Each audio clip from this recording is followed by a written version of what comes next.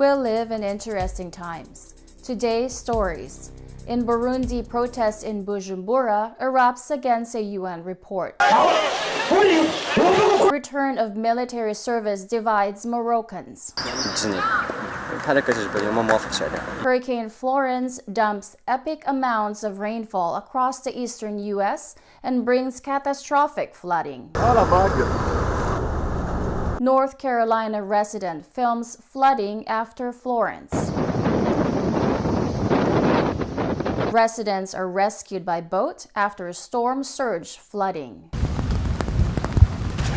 National Guard soldiers help with evacuation of a medical center. Plus, Sugar Rush 5K runners taste sweet victory.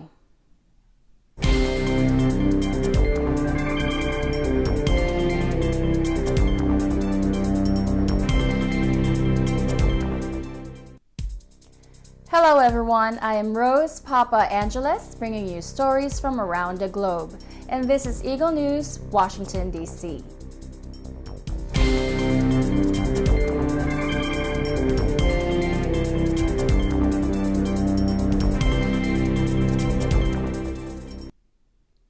Crowds march in Burundi's capital in a demonstration organized by the government to protest against the conclusion of a report by the UN Human Rights Council.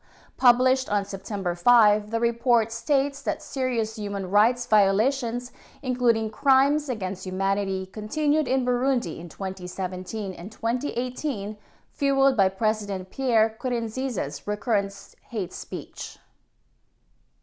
Twajana kugira ngo twiyamirize babacangira batatu batanga raporo zirementanya zo kuvuga ko mu gihugu cyacu ari ihonyabwoko hari intambara n'umutekano muke twaje kugira ngo tubereke neza ko atamutekano muke dufise. Abanyagihugu twashavuye, abanyagihugu twaratse, uwiyumvira kudusubiza inyuma nta mwanya tumuha, ntitumwemerera. Twebwe abarundi bose twahagurutse kandi twaratse n'igihugu cyose sigisagara cya Bujumbura. Ikintu kibabaje giteye ubwoba kidakogwa, barubahutse batagira isoni ku maso, batamaramara, batagishije inama, barahangara na nyeri cyubahiro Perezida Nkurunziza atwara Uburundi. Burundi threatened Friday to quit the UN Human Rights Council over perceived politicization following a report pointing to crimes against humanity in the country. A presidential source made the warning as a government delegation arrived in Geneva to make a presentation on Monday following the publication last month of a UN report into human rights in the landlocked East African nation.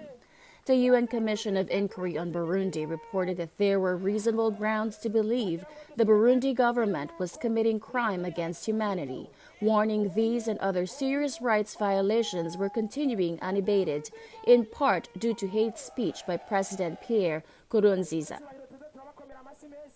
UN investigators found many violations were committed by the intelligence services, police, and army, as well as the ruling parties in Imbonerakure Youth Wing. Burundi has rejected the findings.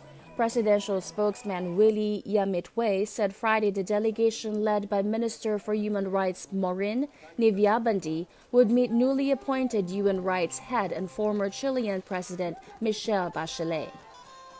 Nyamitwe said the delegation intends to meet with a new High Commissioner and expects things to progress more positively than previously because, first of all, she is an experienced former head of state who understands well state concerns, and a lady has more humanity in her than a man. He added that Burundi expects much from the talks. Last year, the UN body elected to send, with the support of its African Working Group and with Burundi's support, 3 experts to the country to work in cooperation with the government on bringing to justice human rights abusers. But this week, the UNHCR said the trio were unable to visit the East African nation as the authorities had canceled their visas in April, just 3 weeks before they were due to visit.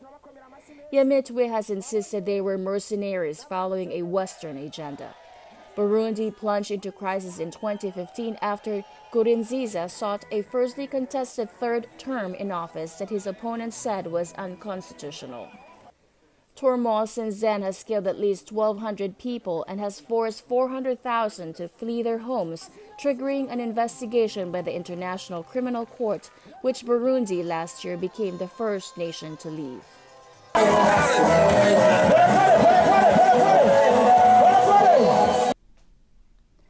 Some view it as gainful employment for youths with too much free time, others as a tool to blunt protest movements. Moroccans are divided over the looming return of military service. 12 years after conscription was scrapped, the Royal Palace announced in mid-August that compulsory military service would be restored. Millions of Moroccans aged 19 to 25, male and female, are likely to have to serve for a year. انا مشيت على حساب التجنيد الاجباري، مشيت انا ندافع على اول حاجه غندافع على الاسره ديالي، هي اول حاجه. ثاني حاجه غادي نقدم شحال من حاجه للبلاد ديالي. ما انا كنمشي ندافع على البلاد ديالي، وحور انا مغربي. تكون بان يتبع بالقرايه هي الاولى، غادي يشوف ديك الساعه واش يمكن يبغي يدير خدمه عسكريه ولا لا. واصلا ما خصهاش تكون فهمتي ضروره. الا فهمتي الا بغيتي كما كيكونوا على دول على برا، ما كاينش زعما ضروري دير خدمه اجباريه ولا تمشي للحبس. بالنسبه لي انا بديت القرايه باش نساليها، باش نخدم، باش نعاون والديا، ماشي باش نمشي للتجنيد. بحال هكا تجبر لي، ما موافقش عليها. بلاد بزاف مريح، نسبة البطالة كثيرة بزاف، أنه غيساعد الإنسان على ديك الخدمة العسكرية ديك راه تكوين. Je crois que ça peut être applicable à tout le monde parce que par exemple des gens qui ont leurs études, qui bossent ou qui étudient à l'étranger, enfin je trouve pas ça très constructif pour eux qui devraient arrêter leurs études ou venir après leurs études au lieu de commencer directement dans leur vie active à rentrer faire un service militaire au Maroc. Je pense pas que ce soit quelque chose qui va beaucoup leur. The bill's current draft grants exemptions for students, the physically unfit, and those who are raising children, but Parliament is yet to debate the text. If passed in its current form, prison sentences ranging from a month to a year will await those who refuse to answer the call of duty. The bill has whipped up controversy as people question the fate of dual nationals and the relevance of national service to young people's needs. Dissenters have created a Facebook group that is urging the government to reverse course. So far, 4,000 people have joined.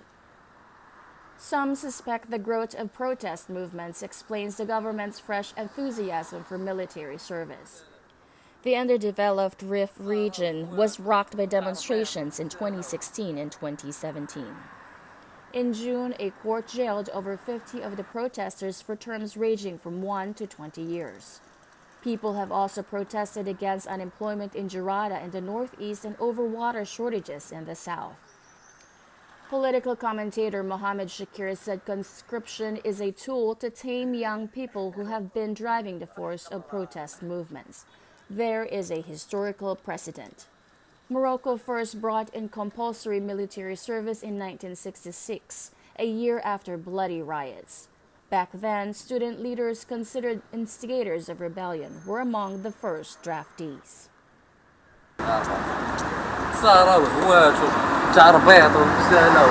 Up next, catastrophic flooding brought by Hurricane Florence. Eagle News, Washington, D.C. will return in a moment.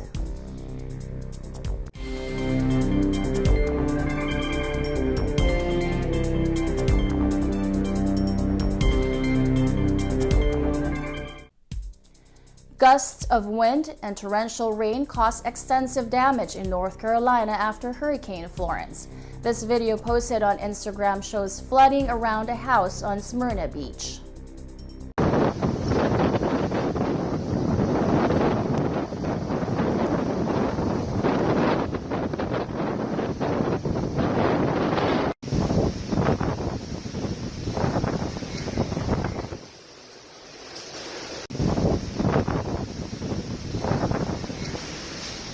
How do we even begin to,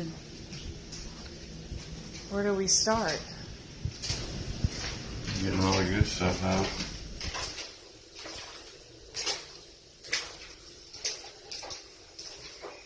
There's some boots in here.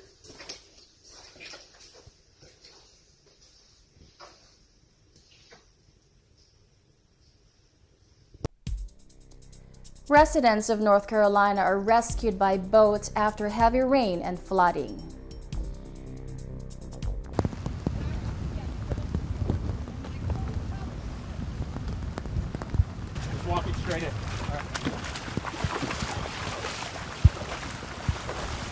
mic, you want all the way up here? Yeah, up there somewhere.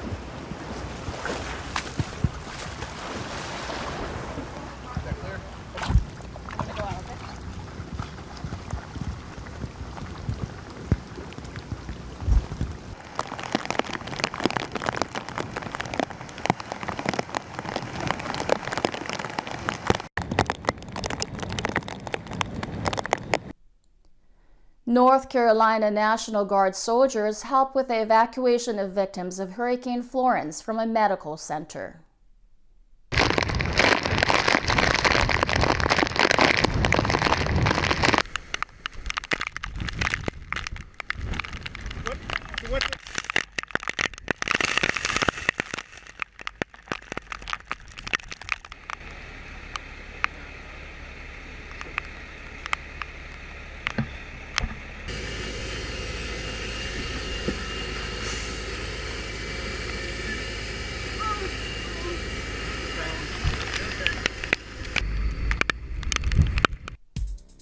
Coming up, Sugar Rush 5K runners taste sweet victory. Eagle News Washington, D.C. will return shortly.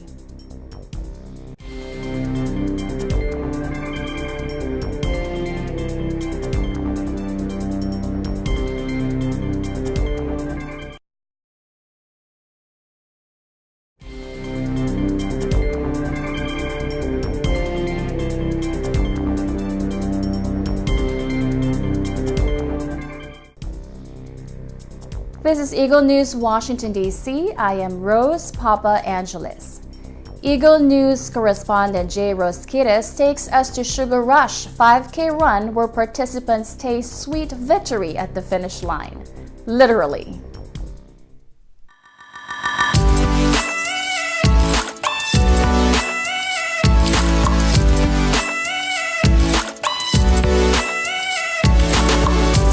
Runners gathered at Gadsden Park in Tampa to take part in a themed 5K run known as the Sugar Rush.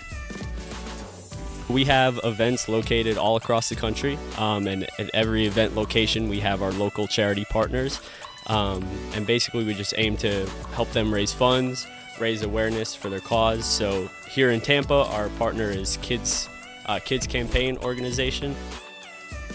The event was sponsored by Superfly Running, a nationwide organization who aims to help local charities in their cause. The Sugar Rush is just it's geared towards like casual runners, you know, people that want to get out and have fun, and do something family oriented, do something outside, do something fitness oriented. And then the sugar is just kind of an incentive to get everybody out here. The organization commonly launches themed runs in different locations around the nation. Here in Tampa, the theme was the Krispy Kreme Challenge. Every single mile marker, 1, 2, and 3, there's a donut waiting for every runner and one at the finish. That's 4 donuts total. Some runners came out as regulars, and some came out for the first time. This is my first run ever. Yeah. My first run too, ever. Yeah, it's a lot of fun and everybody's really supportive and everyone's super sweet. It's just something that's fun to do, and this isn't like a serious race to where everybody's competing and everybody's trying to win. Some even came out dressed up to support the event. It's a fun run, it's for a great cause, and we try to have fun and support and inspire other people to come and have fun along with us. And that's one reason why you see me dressed up. The some 200 runners ended their morning with a victory at the finish line and medals placed around their neck. I think that everyone should get involved, and if there's a cause involved, that you should do it, you know, just to support the community and to support whatever the cause is. Even if there's some runs that you just do a donation, well, donate what's on your heart, you know, to try to support all the charities and all the agencies that's out there putting on these events. The goal is to create something mutually beneficial, right? So Superfly Running is a for-profit company. There's a sense of giving back and, we want to partner with people that are going to make a difference. So not only are we putting on our events, we want to make sure that they're for a cause and that they're going to end up helping people out. So, I mean, it's extremely important. And that's it for the Sugar Rush 5K. Crossing the finish line was definitely a sweet victory. I'm Jay Roskitas signing off from Tampa, Florida, and I'm always one with 25.